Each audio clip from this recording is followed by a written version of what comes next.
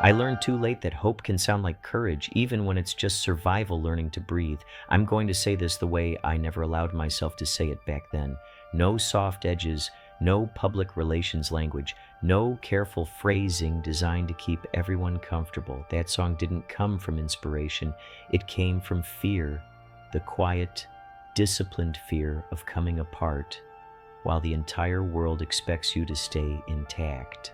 By the mid-90s, I looked steady on the outside, professional, polite, controlled. I could walk into a room, shake hands, smile for cameras, and make it look effortless. Inside, everything was being held together by tension that had been stretched far too long. Smile wasn't written to lift anyone up. It was written so I wouldn't fall apart. It was 1995. I was deep into the work on history, and the industry around me was loud. The label wanted momentum, the press wanted a storyline, lawyers wanted precision, everyone wanted something, and all of it had to pass through my face before it reached the public. On paper, the accusations from the early 90s were considered resolved. In real life, nothing felt resolved. You can close a case. You can't close people's eyes. You can't shut down the appetite for scandal once your name is attached to it. Mornings followed a routine I learned to dread. I woke up before the alarm because my body pulled me out of sleep. My heart was already racing. My breathing was shallow, automatic, defensive.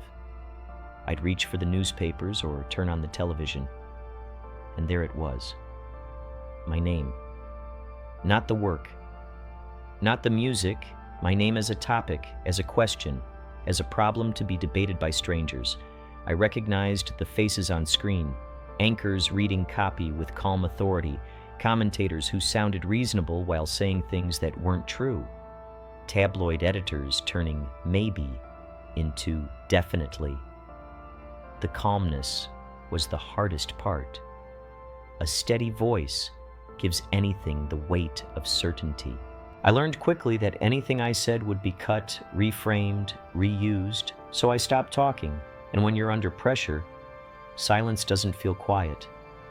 It gets loud inside your chest. I spent a lot of time with John Branca, my attorney. Those meetings weren't emotional, they were tactical. What to sign, what not to say, how to move through rooms without giving anyone leverage. He was doing his job well.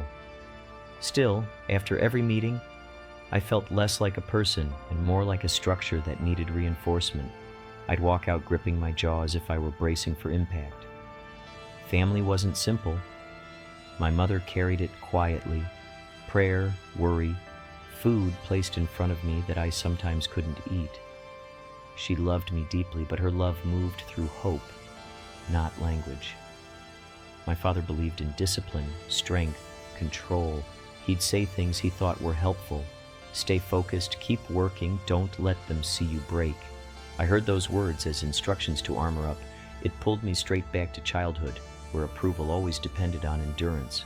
My brothers tried to help in the way men raised on a stage often do, through strategy. Lay low, don't give them anything. There was care in their voices, but there was fear too.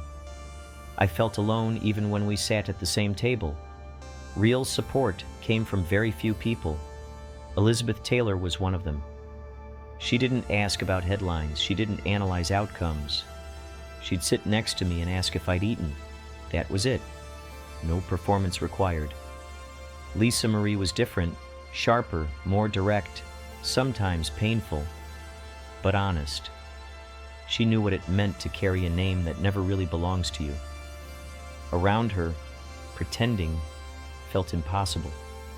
There was another kind of pressure, colder, quieter. The business side.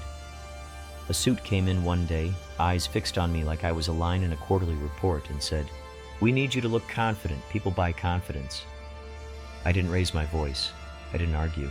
I felt heat rise behind my eyes, a hard, contained anger. I wanted to say, "I am not a product," but the room was full of advisors, and their silence told me everything.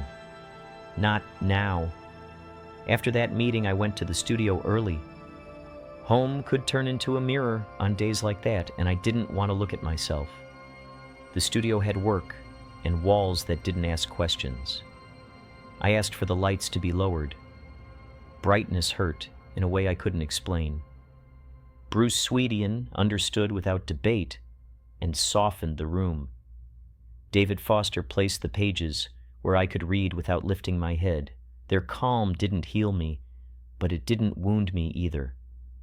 At night, I returned to Charlie Chaplin, not the legend, the man. I watched those films and stopped seeing comedy. I saw survival, a character knocked down, humiliated, laughed at. Who gets up anyway? Not because he's fine, but because stopping means disappearing. And then it hit me. That smile wasn't joy, it was resistance. It frightened me how familiar it felt. The melody stopped being nostalgia. It became a mirror. I didn't hear comfort in it. I heard restraint. I knew if I recorded it, it couldn't sound triumphant. It had to stay quiet. Recording took longer than it should have, not because of notes, but because of control. Before each take, I widened my stance, felt the floor, forced my breath to slow down.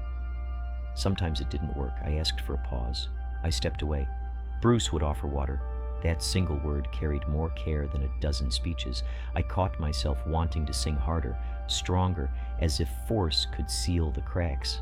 I stopped, took off the headphones, listened to the room, the hum of air, footsteps behind the glass, buttons clicking. Those sounds brought me back into my body. Tired legs, a tight back, a dry mouth. Unpleasant, but real. More real than any headline. Between takes, I paced the control room like a man waiting for a verdict. I stared at the waveform on the screen and hated how clean it looked when I didn't feel clean at all. Bruce leaned back, hands folded, and let the silence do its work. David asked simple questions. Do you want it closer or do you want space? And I answered like it was technical, even though I was really answering about my life. Closer meant exposure. Space meant safety. I chose space. I chose breath you could hear. I chose phrases that didn't rush to impress. I wanted the listener to feel the weight I was carrying without me naming it. That was the only honesty I could afford. When the room finally went still, I knew it wasn't perfect. It was human. And that was the point. There was a moment when my voice didn't break on a note, but on meaning. I went silent. David didn't push. He just said, "Don't force it. No heroics required." And for a second I believed him. I thought about the people around me. Security guards standing for hours without letting fatigue show, assistants smiling through exhaustion, family members using the right words while hiding their fear, and me, walking toward cameras with a composed face, knowing it was expected.